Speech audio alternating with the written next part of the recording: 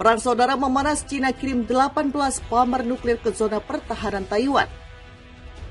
美方恪守一个中国原则和中美3个联合公报规定，回归一个中国的本源本意，将拜登总统有关美不支持台独的表态落到实处，停止虚化掏空一中原则，停止以台制华，停止为台独分裂势力撑腰打气，以免对中美关系和台海和平稳定造成进一步严重损害。 Китаю это и не нужно применение силы. Китай огромная, мощная экономика, и по паритету покупательной способности Китай стал первой экономикой мира, обогнав Соединенные Штаты.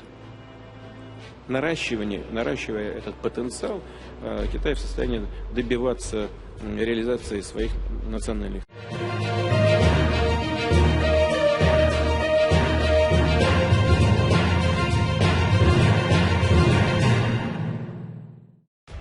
Perang dingin antara Cina dan Taiwan kembali memanas. Usai militer Beijing mengirim 18 pesawat pengebom bertenaga nuklir ke zona pertahanan udara Taiwan pada Selasa 13 Desember 2022. Menurut laporan Kementerian Pertahanan Taiwan, 21 pesawat tempur bertenaga nuklir, termasuk 18 pesawat bomber bertenaga nuklir jenis Xi'an H-6, milik Cina pada Selasa pagi dilaporkan bermanuver di zona identifikasi pertahanan udara atau ADIS pada daya Taiwan selama 24 jam terakhir. Meski hanya bermanuver, namun serangan harian ini jadi yang terbesar yang pernah dilakukan Cina pada Taiwan.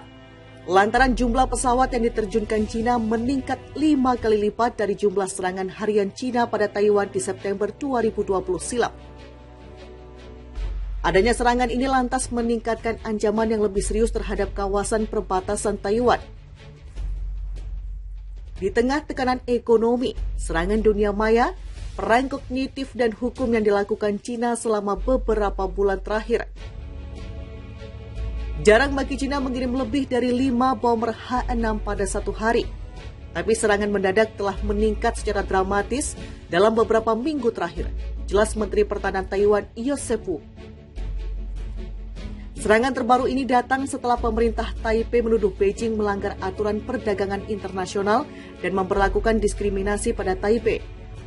Usai Cina memberlakukan larangan impor segar pada makanan, minuman, alkohol dan produk perikanan asal Taiwan pada pekan lalu. Serangan udara seperti ini bukanlah kali pertama yang dilakukan Cina terhadap Taiwan.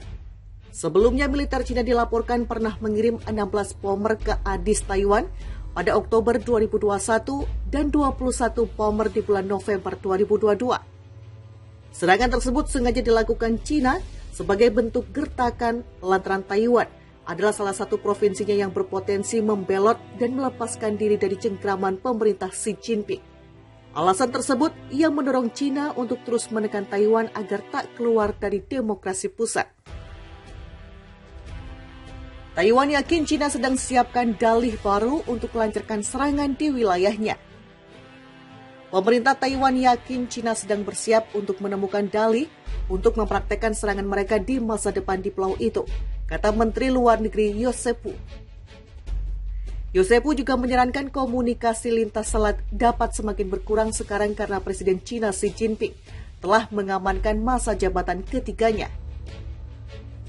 Yosepu kemudian mengatakan ancaman militer Cina terjadi lebih serius dari sebelumnya, dengan peningkatan 5 kali lipat serangan pesawat perang ke zona pertahanan Taiwan sejak 2020. Serangan paling serius dari aktivitas militer Cina adalah latihan tembak-menembak pada Agustus yang dilakukan setelah Ketua DPR Amerika Serikat Nancy Pelosi mengunjungi Taiwan. Analis mencatat skala latihan menunjukkan bahwa mereka kemungkinan besar telah direncanakan sejak lama, dan kunjungan Pelosi hanya memberikan dalih politik kepada Tentara Pembebasan Rakyat atau PLA. Dan kami cukup yakin bahwa Cina mungkin ingin menggunakan dalih lain untuk melatih serangan mereka di masa depan terhadap Taiwan. Jadi ini adalah ancaman militer terhadap Taiwan, kata Yosepu sebagaimana dikutip The Guardian. Menteri itu mengatakan bukan hanya upaya militer Cina yang meningkat, tetapi kombinasi tekanan termasuk pemaksaan ekonomi, serangan dunia maya, perang kognitif dan hukum, dan upaya diplomatik untuk membuat Taiwan diisolasi secara internasional. Dengan meningkatnya jumlah serangan militer ke zona pertahanan udara Taiwan, yakni dari 380 pesawat tempur Cina pada 2020 menjadi lebih dari 1.500 tahun ini, ada peningkatan resiko kecelakaan yang dapat menyebabkan eskalasi.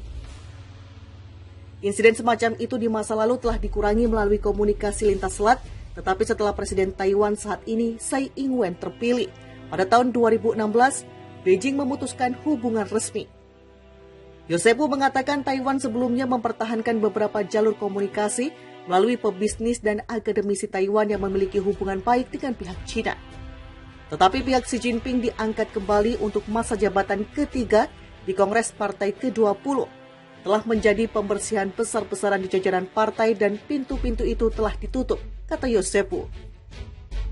Itu karena sistem pertahanan Cina yang begitu otoriter. Ini tidak seperti dulu ketika akademisi biasa dapat menulis rekomendasi kepada pemerintah pusat dan dapat menghubungi pembuat keputusan utama dan memberitahu kami apa pemikiran para pemimpin puncak. Hal-hal seperti itu. Dalam beberapa tahun ini kami melihat bahwa akademisi Tiongkok takut mengatakan hal yang berbeda selain propaganda Tiongkok. Dan mereka memberitahu kami dengan cara yang sangat jujur bahwa mereka tidak lagi terhubung dengan pemerintah pusat atau bahkan jika mereka dapat terhubung dengan birokrasi pemerintah. Birokrasi tersebut tampaknya tidak lagi mendapat kepercayaan dari pemimpin puncak. Dia adalah pemimpin tertinggi dan tidak ada orang lain yang menantangnya saat ini. Lanjutnya, menanggapi peningkatan ancaman invasi oleh Cina, pemerintah Taiwan telah menghabiskan beberapa tahun terakhir mencari dukungan internasional di antara demokrasi yang berpikiran sama. Yosepu mengatakan latihan yang dilakukan setelah kunjungan Pelosi juga ditunjukkan untuk menakut-nakuti pemerintah lain yang mungkin mendukung Taiwan secara simbolis sekarang atau secara militer nanti. Kehebohan atas kunjungan Pelosi memicu beberapa perdebatan tentang apakah itu benar-benar meningkatkan ketegangan, terlepas dari desakan Taiwan yang diterima dengan penuh syukur. Jika Cina dapat melakukan itu pada kunjungan Pelosi ke Taiwan, saya pikir itu akan menimbulkan kekhawatiran di negara lain tentang apakah dukungan mereka ke Taiwan akan benar-benar merusak kepentingan nasional Taiwan daripada memberikan dukungan nyata kepada Taiwan. Beijing telah berulang kali menanggapi dengan kemarahan terhadap tindakan apapun yang tampaknya mendukung Taiwan, termasuk mempersenjatai perdagangan bilateral seperti yang terjadi dengan Lituania ketika membuka kantor perwakilan timbal balik dengan Taipei. Itu juga telah menekankan beberapa negara untuk mengalihkan pengakuan mereka sepenuhnya dari Taipei, hanya menyisakan 14 di dunia yang melakukannya. Namun perilaku Beijing yang semakin agresif dan ekspansionis di wilayah tersebut sejauh ini tampaknya hanya semakin mengisolasinya dan semakin memperkuat dukungan vokal untuk Taiwan.